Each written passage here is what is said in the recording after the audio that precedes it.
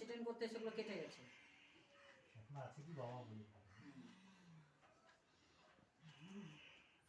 ওই ব্যক্তি আবার তোর মধ্যে আসা যাওয়া করছে বেটি।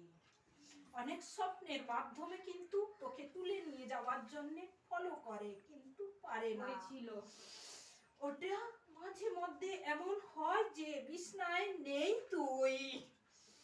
আয়!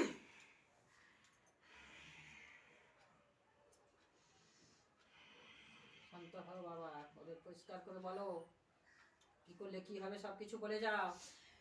হ্যাঁ বেটি, বলবোই তো, বলবো বলেই তো এসেছি।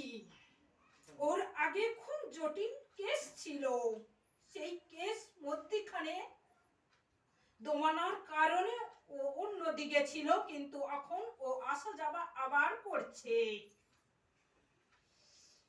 দেখতে পাচ্ছ আসা যাওয়া করছে।